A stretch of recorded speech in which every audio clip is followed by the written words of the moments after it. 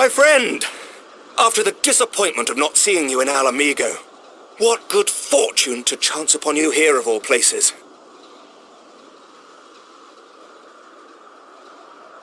As you may have heard, the Allied nations are making a renewed effort to address the primal problem. To that end, have I invited the chieftain of the Vanu to Ishgard, that we might together plot a course.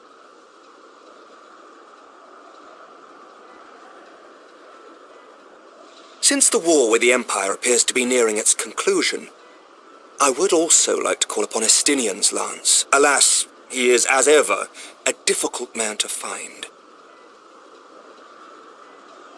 I am informed he recently paid a visit to the Rising Stones. Should he happen to do so again, be sure to pass on my regards, won't you?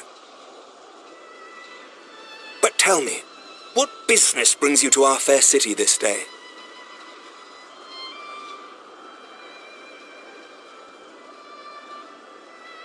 A cure for tempering. You never cease to amaze me. Until now, our only hope has been prevention, our every failure irrevocable. But this would rewrite the rules of engagement. It could end the cycle of bloodshed. Very well. You shall have all the ceruleum we can provide, and an airship with which to transport it.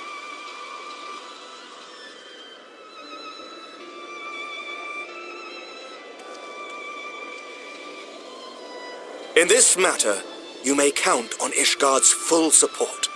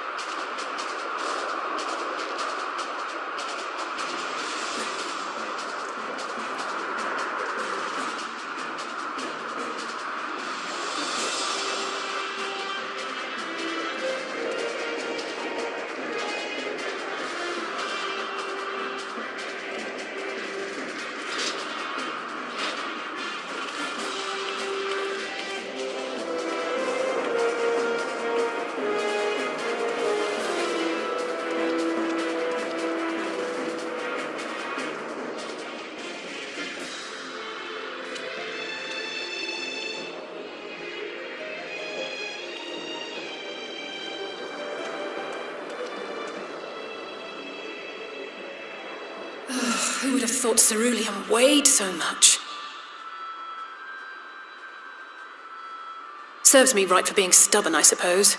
I should have just done what you did and accepted help.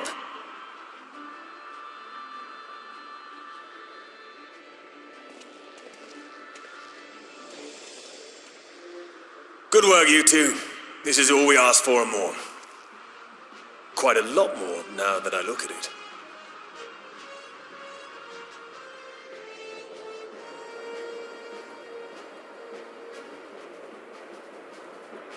Lord Emmerich, eh? And entirely by chance. Ha! Some people have all the luck. We have also succeeded in configuring the terminals, thanks in no small part to our able assistant.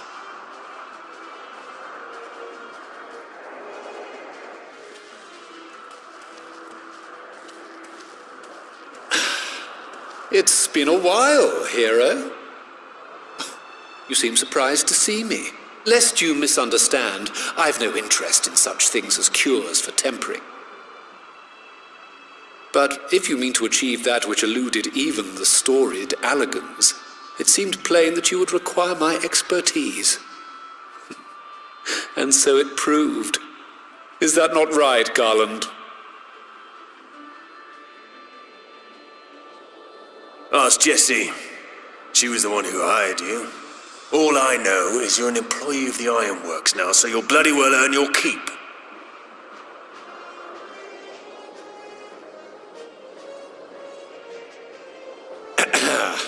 That wasn't the only reason I agreed to cooperate.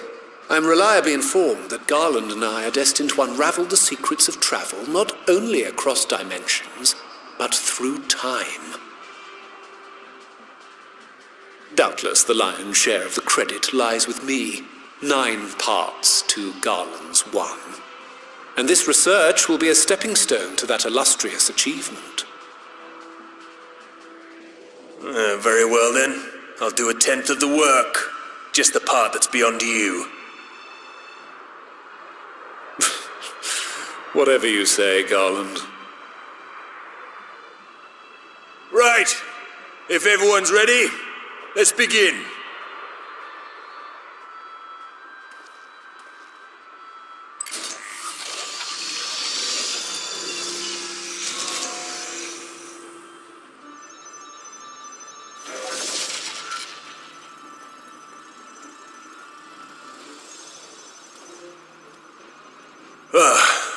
All appears to be in order.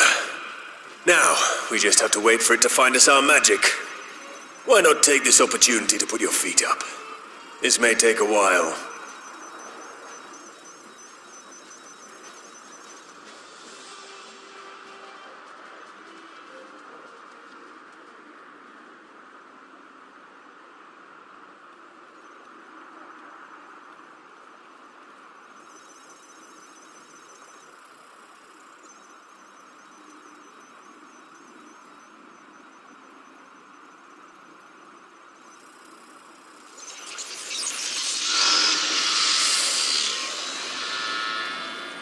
Damn it.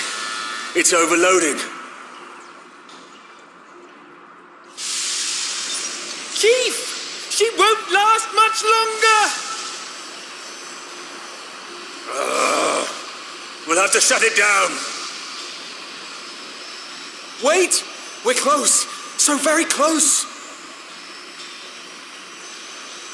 Oh.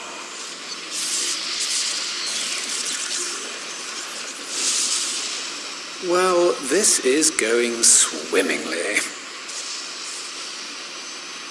Please, a moment longer. I beg you. There!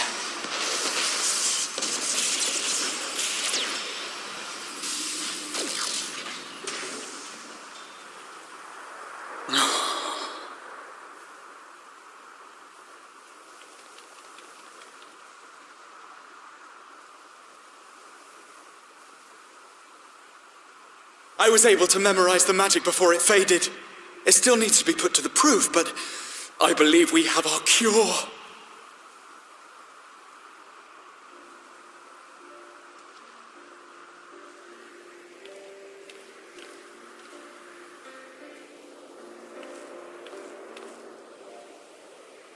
It's just as well.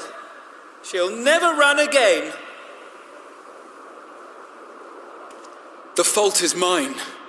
I'm sorry. Don't be. It may fall short of dimension hopping, but a cure for tempering is not to be sniffed at. This, my friend, is a world-changing discovery. One we're proud to have had a hand in. A few Magitech terminals are a pittance to pay.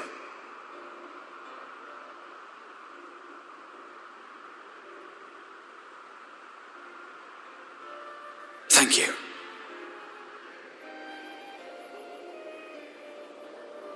Well, we've done what we can. The rest is up to you.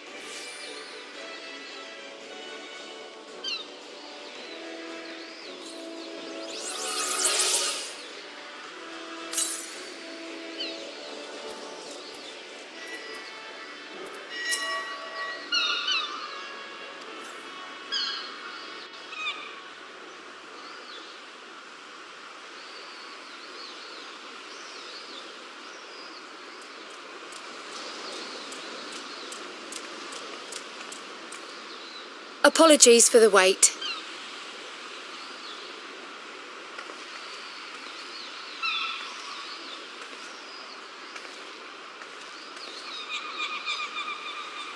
Gabu, have you been good?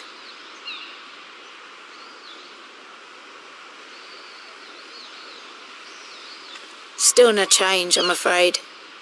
He just stands there in silence until we move him. It's all right now. We're going to help you get better.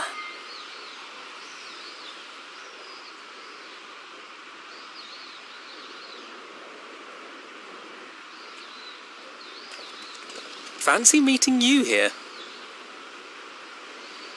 Alphino Yushtola! I thought you were attending to primal matters. We were, and came here for a meeting on the subject. Certain pirate factions did not deign to attend, however, and it was cancelled. We had resigned ourselves to having wasted a journey when we chanced to espy you. Could it be that there has been progress with the treatment?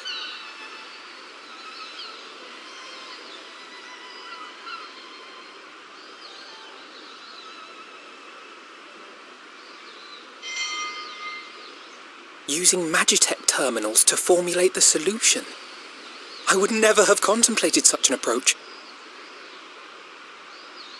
So this new magic, adapted from memory transference, would be used to purge the subject of their fanatical faith, while Angelo would be responsible for reanimating the ether of their soul.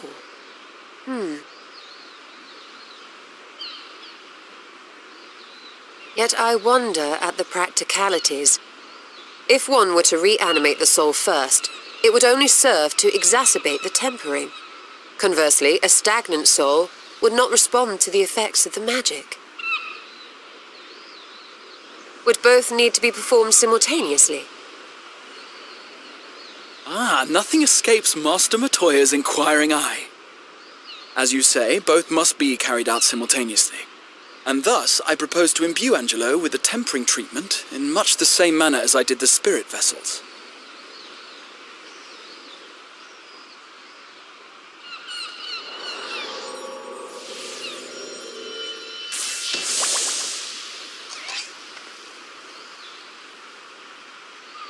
By doing so, we also spare Graha the trouble of casting spell after spell. It's really rather efficient. Be that as it may, certain difficulties are unavoidable. The imbuing process will still require no small amount of ether. And, as I can no longer draw upon the Crystal Tower's stores of energy, I will be compelled to rely on those of others. Well, I, for one, would be glad to assist. As would I. Since the resumption of our duties, it has been naught but stuffy meetings, and I have ample ether to spare. Excellent. With your permission, then, let us begin.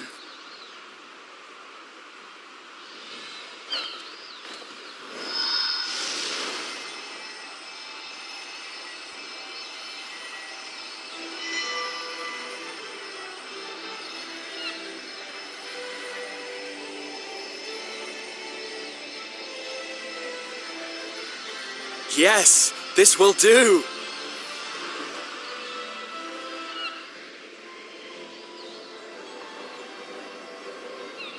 And now, it's my turn.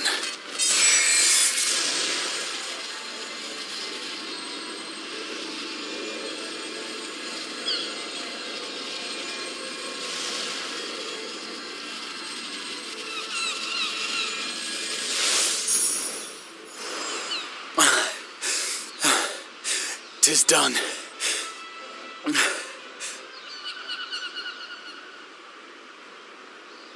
No small amount indeed.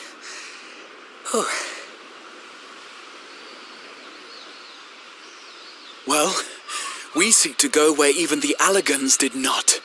It was never like to be easy. The rest is up to you, Alize. The treatment itself will take time and focus, so we will need a quiet room. I'm sure our hosts can spare one.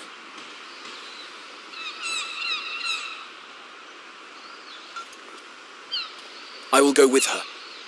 It may be a while before we return, so I would ask for your patience and your faith.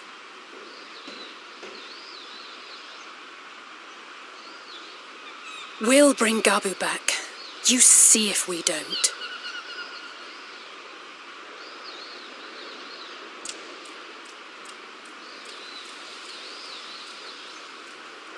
Twould seem our part is played. Let us find a place to recuperate while we wait for news.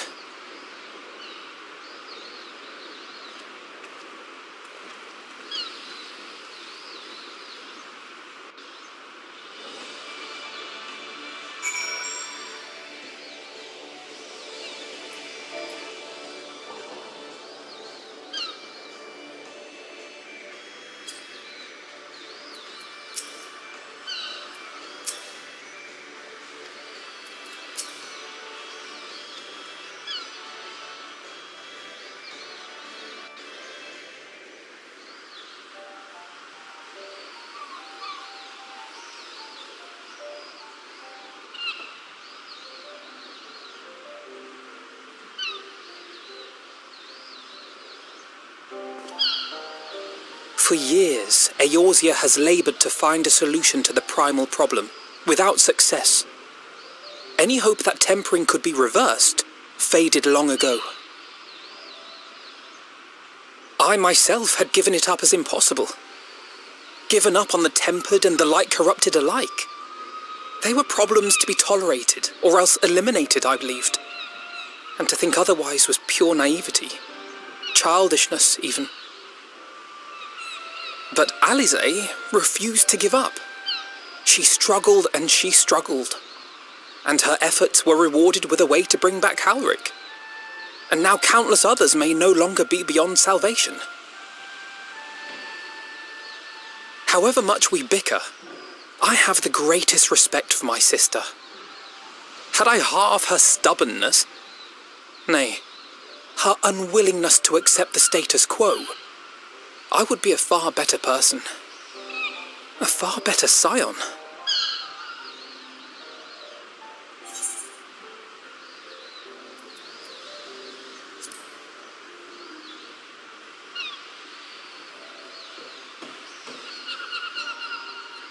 She told you of my graduation thesis. How very embarrassing.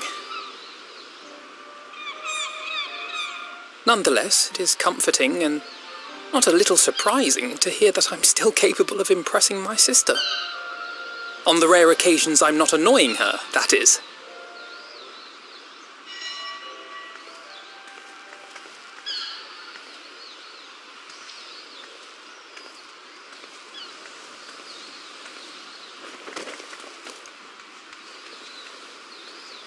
Alisaie, are you all right? The treatment. Did it work?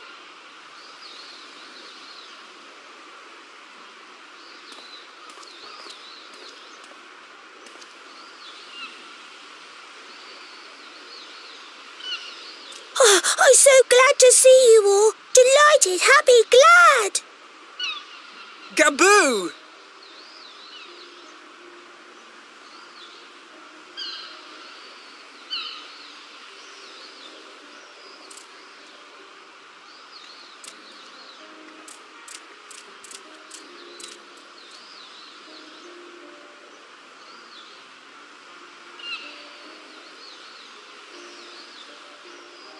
All this time, my mind was filled with thoughts of Great Father Titan. But I never forgot about Mother and Father. Always, they were in my heart. Constantly, ever, always. So I tried to focus on their faces. Theirs and yours. Alisaie's and everyone's. And I found that I could remember. One thing, then another, and another.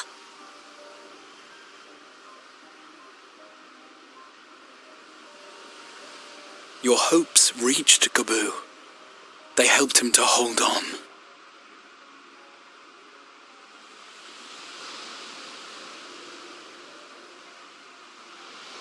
I'm so proud of you, Gabu. I couldn't have done it without you, Alize. Can you help the others too? Cure them, heal them, help them? Yes, we can. All of them.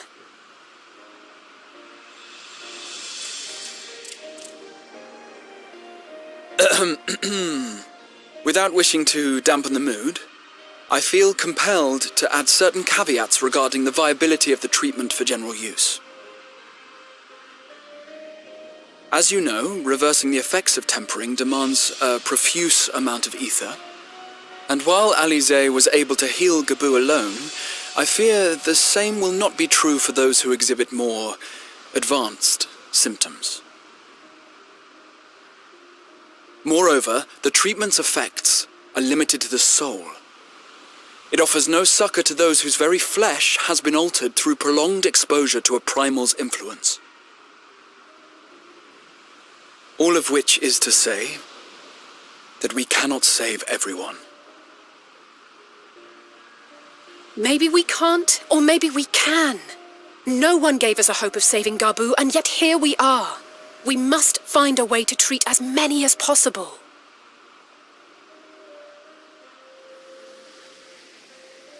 Then the next logical step would be to produce a veritable army of Porkses, would it not? Granted, it seemed a simple enough process in the first, but I suspect it will be different here in the source. Not that I am any authority, of course. Yet there is an authority on familiars to whom we may grudgingly turn. She's stubborn, haughty, eccentric, irascible, laconic, annoying. And her name is Master Matoya, the real one.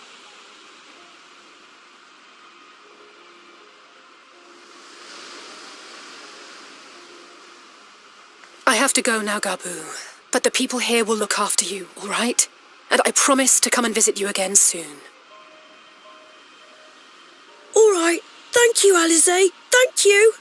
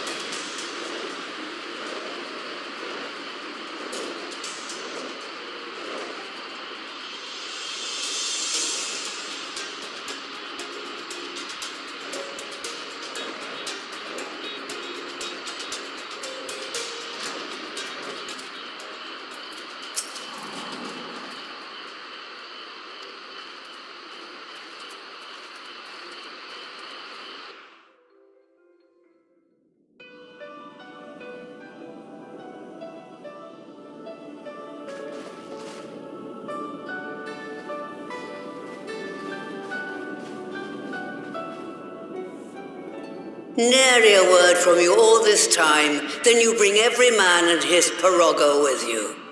Did no one teach you any manners, girl? They were too busy teaching me etherology, Master. Jesting aside, I wanted to be the one to express our gratitude. I am told you spared no effort to sustain our bodies while we were away, and for that, we owe you our lives. Thank you. You were gone so long, I was starting to think you'd set your heart on staying. It wasn't easy to leave, as it happens. Seldom does one have the opportunity to study other worlds, and I would not have minded extending my stay by a handful of years. Ever the scholar. Y'shtola dedicated herself to studying ancient civilizations of the first, befriending a tribe known as the Knights Blessed in the process. There she took on the name of Matoya and won the respect of all the children of the forest.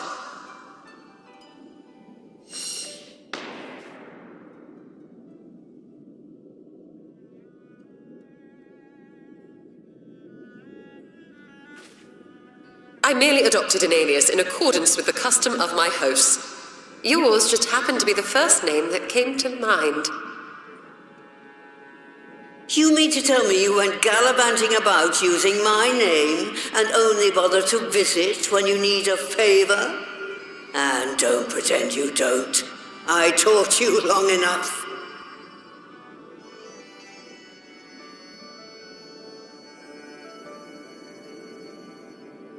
Indeed. And devoted pupil that I am, I could not fail to recall my master's sage advice. When the answer eludes you, look to the wisdom of your elders.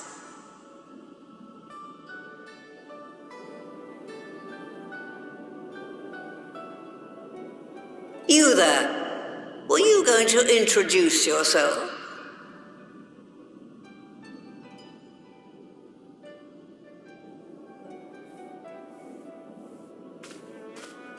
How remiss of me. Grahatia is my name, and I am proud to call myself a scion. I too wish to offer my gratitude for your invaluable aid in sustaining the Archon's bodies, as well as my apologies. It was my inexpert summoning spell which endangered their lives in the first place. Ah, yes. The one bent on digging up the mysteries of Alag. Old Galaf used to speak of you, and Kryles told me all about your recent exploits. Do you have a bad back or something? At ease, boy. Whatever mess you've made, I'm not in the habit of dwelling on the failings of the younger generation. You are too kind. I've also heard much and more about you, Master Matoya. 'Tis an honor to finally make your acquaintance. Well, that's more than enough pleasantries for anyone. Tell me what you want.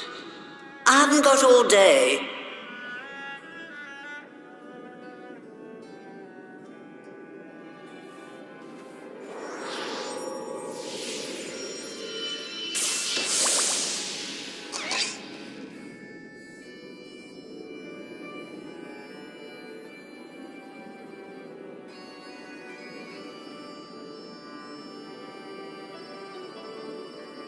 So that's the way of it.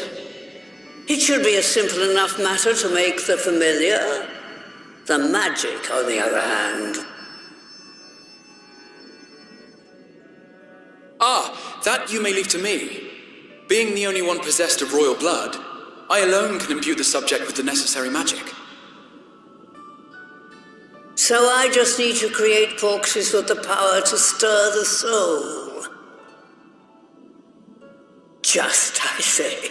Though we're talking about a veritable herd of the little buggers, we'd collapse before we reached double figures.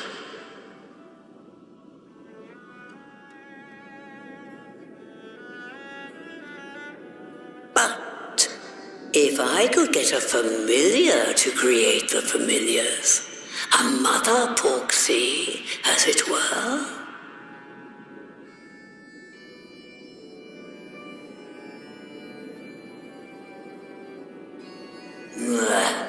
Seems I haven't seen the last of that mouldy old hole after all.